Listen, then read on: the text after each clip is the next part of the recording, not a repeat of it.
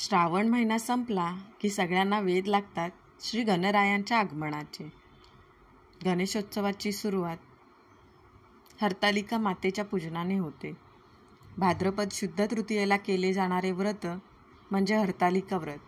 भगवान शंकरांना प्राप्त करण्यासाठी देवी पार्वतीने केलेले हे व्रत होय. हे व्रत केल्याने मनासारखा जोडीदार मिळतो अशी भावना आहे. त्यामुळे पिढ्यानपिढ्या हे व्रत घरोघरी केले जाते. दरवर्षी गणपती बाप्पाच्या आधी हरतालिका मातेच्या मूर्तीचे आगमन आणि पूजन होते.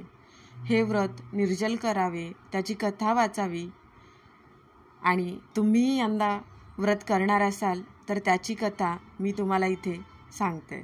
एके दिवशी शंकर पार्वती कैलास पर्वतावर बसली होती. पार्वतीनं शंकराला विचारलं, महाराज, सर्व व्रतात चांगलं असं व्रत कोणते? श्रम थोडे आणि फळ पुष्कळ असं एखादं व्रत असेल तर मला सांगा. मी कोणत्या पुण्याईनं आपल्या पदरी पडले हेही मला सांगा. तेव्हा शंकर म्हणाले, जसा नक्षत्रात चंद्र श्रेष्ठ, ग्रहात सूर्य श्रेष्ठ, चार वर्णात ब्राह्मण श्रेष्ठ, देवात विष्णू श्रेष्ठ, नद्यात गंगा श्रेष्ठ, त्याप्रमाणे हरतालिका हे व्रत सर्वात श्रेष्ठ आहे. ते तुला सांगतो. तेच तू पूर्वजन्मी हिमालय पर्वतावर केलंस आणि त्या पुण्यानं तू मला प्राप्त झालीस. ते व्रत ऐक. हे व्रत भाद्रपद महिन्यातील पहिल्या तृतीयेला करावं. ते पूर्वी तू कसं केलंस ते मी तुला आता सांगतो. तू लहानपणी मी तुला प्राप्त व्हावं म्हणून मोठं तप केलंस. 64 वर्षे तर झाडाची पिकली पानं खाऊन होतीस. थंडी, पाऊस, ऊन ही तिन्ही दुःख सहन केलीस. हे तुझे श्रम पाहून तुझ्या बापाला फार दुःख झालं व अशी कन्या कोणाला द्यावी अशी त्यांना चिंता पडली. इतक्यात तिथं नारद मुनी आले. हिमालयानं त्यांची पूजा केली व येण्याचं कारण विचारलं.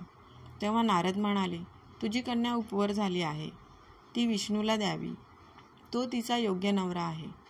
त्यांनीच मला तुझ्याकडे मागणी करण्यास पाठवलं आहे. म्हणून इथं मी आलो आहे.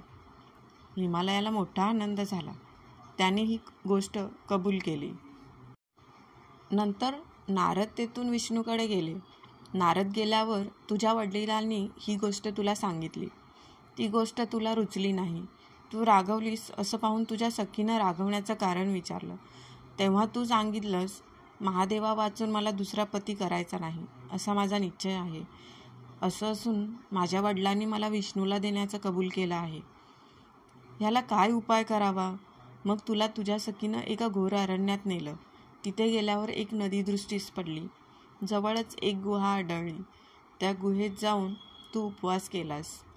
तिथं माझं लिंग पार्वतीसह स्थापिलंस. त्याची पूजा केलीस.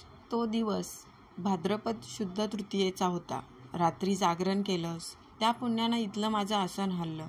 नंतर मी तिथे आलो, तुला दर्शन दिलं आणि वर मागण्यास सांगितलं. तू म्हणालीस, तुम्ही माझे पती व्हावं ह्याशिवाय दुसरी इच्छा नाही. नंतर ती गोष्ट मी मान्य केली आणि मी गुप्त झालो. पुढे दुसऱ्या दिवशी ती व्रतपूजा विसर्जन केलीस. मैत्रिणीसह त्याचं पारण केलंस. इतक्यात तुझे वडील तिथे आले. त्यांनी तुला इकडं पळून येण्याचं कारण विचारलं. मग तू सर्व हकीकत सांगितलीस. पुढं त्यांनी तुला मलाच देण्याचं वचन दिलं. तुला घेऊन घरी आले. मग काही दिवसांनी चांगला मुहूर्त पाहून मला अर्पण केली. अशी या व्रतानं तुझी इच्छा पूर्ण झाली. याला हरतालिका व्रत असं म्हणतात. याचा विधी असा आहे, ज्या ठिकाणी हे व्रत करायचं असेल त्या ठिकाणी तोरण बांधावं. केळीचे खांब लावून ते स्थळ सुशोभित करावं. पुढं रांगोळी घालून पार्वतीसह महादेवाचं लिंग स्थापन करावं. षडोपचार पद्धतीने पूजा करावी. मनोभावे प्रार्थना करावी. नंतर ही कहाणी करावी व रात्री जागरण करावं. या व्रतानं प्राणी पापापासून मुक्त होतो. 7 जन्माचं पातक नाहीसं होतं. राज्य मिळतं. स्त्रियांचं सौभाग्य वाढतं. कहाणी ऐकल्यावर सुवासिनींनी यथाशक्ती वाण द्यावं. दुसरे दिवशी उत्तरपूजा करावी आणि व्रताचं विसर्जन करावं.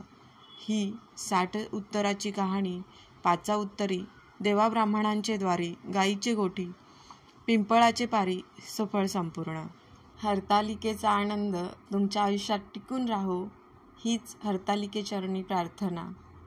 तुमच्या आयुष्यात आनंद घेऊन येणाऱ्या हरतालिकेच्या तुम्हा सर्वांना खूप खूप शुभेच्छा.